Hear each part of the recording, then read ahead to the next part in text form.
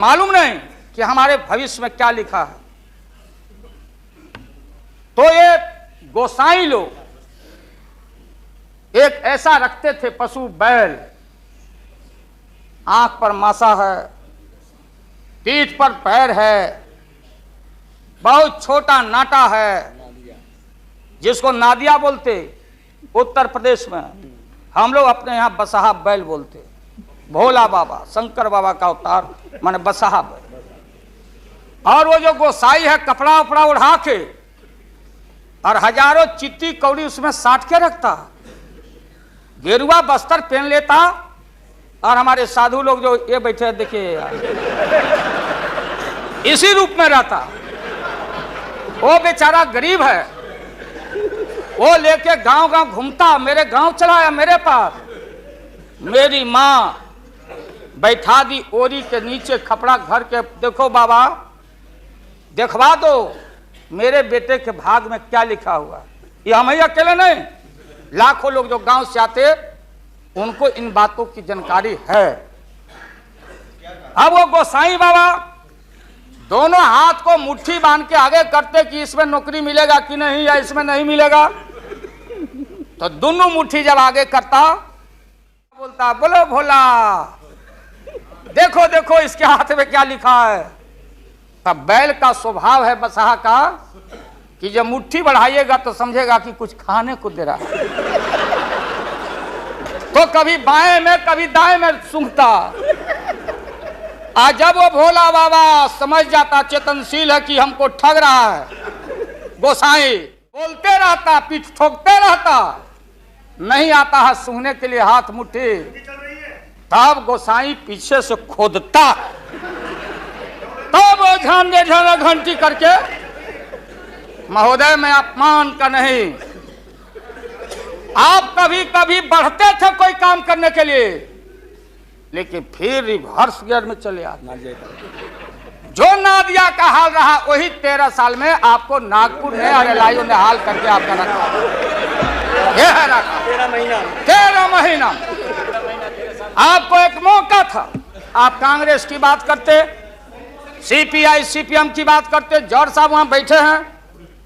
सन 77 में छपरा से मैं मेंबर पार्लियामेंट बन के आया था लोकसभा का। हम सब लोग एक साथ थे, सभी लोग आंदोलन में थे। आप लोग भी जेल, हम लोग भी जेल, कांग्रेस के खिलाफ हम लोग लड़े थे। उस समय जसवंत बाबू जेल में नहीं थे, जो फाइनेंस मिनिस्टर हैं। थे क्या आप जेल में? हाँ, कभी जेल नहीं, आंदोलन में जेल। आप लोग तो बिना हरे फिटकिरी का कोई ना कोई पद ले ही लेते हैं, चाहे इधर हो या उधर हो, दोनों पार्टी। आप अकेले नहीं, आप अकेले नहीं हैं। दिल्ली में ऐसे बुद्धिजीवी लोग हैं, बुद्धिजीवी, बुद्धि नहीं है लेकिन बुद्धि से जी रहे थे। तो खैर छोड़िए इन बातों को, ज्यादा आपको टॉर्चर करने की जरूरत नहीं। तो महोदय मैं बताना चाहता था, ये जौहर साहब हैं, अब बैठे। सन 77 में महोदय हम लोग को दिल्ली समझ में आया नहीं। दिल्ली में हम लोग जब आए, राज नारायण जी, जौहर साहब, चौधरी चरण सिंह जी,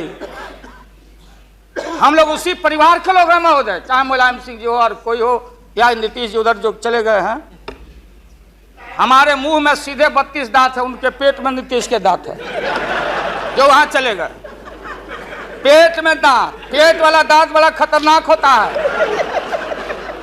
77 को याद दिलाना चाहता हूं, हम तो आपसे लड़ाई शुरू से लड़ रहे हैं, ये नई बात नहीं, किसी कारण से नहीं। जनता पार्टी का खंड खंड हुआ, कोई यहां गिरा, कोई वहां गिरा, कोई वहां गिरा। बंगलोर में हम लोग जुटे, नाम का सारा झगड़ा, ये सब बात। लेकिन सन 77 के सत्ता को हम लोगों ने लात मारा था। क्यों मारा? हम सत्ता के भूखे नहीं हैं। हमने उस सवाल को उठाया था। अरे नए नए आप आए हैं, मुझे अफसोस है कि आप लोग जा रहे हो इन लोगों की वजह से। सन 77 में दोहरी सदस्यता का सवाल उठाया गया था मजबूती से हम लोग के द्वारा कि अगर आरएसएस में रहना है जौहर साहब भी बोलते थे, छाती पर हाथ रख के बोले, यही उठाए थे। हम तो लोग नए थे, हम लोगों ने कहा था या तो आरएसएस में रहिए या तो जनता पार्टी में रहिए, दोहरी सदस्यता नहीं चलेगा इस मुल्क में, और देश के सेकुलर कैरेक्टर और फाउंडेशन को हम लात नहीं मारेंगे। आपको याद होगा, इसलिए हम लोग टूटे और हम लोगों ने नारा दिया, चरण नहीं तो चुनाव, और हम लोग चुनाव में गए। हमारी लड़ाई आपसे, आपने कहा अब बताइए हिंदू हिंदू हिंदू हिंदू हिंदुत्व हिंदुत्व हिंदुत्व कौन विरोध करता? ये हम लोग के पुरोहित, ये अडवाणी जी कैसे हो सकते हैं? ये हमारे पंडित कैसे हो सकते हैं? हम पंडित से पूजा कराते हैं, हमारी मां बहन गांव गए सारे लोग। ये ठेका आपने कैसे ले लिया? आज इस देश का सेकुलर कैरेक्टर सेकुलरिज्म है, इसलिए राबड़ी देवी गांव की बेटी मुख्यमंत्री बनती है। देश की एकता अखंडता, जब भारी नाक पर पानी आया तो हमने कहा मीडिया के लोगों को, महोदय, लोगों ने पूछा कि क्या करोगे? हमने एक कैलेंडर कर दिया, क्योंकि लोग रोज बोलते थे दिल्ली में, नहीं जयललिता जी से पैचअप हो गया, लालू मुलायम में लड़ाई हो गई विगत दिनों में, कोई कुछ।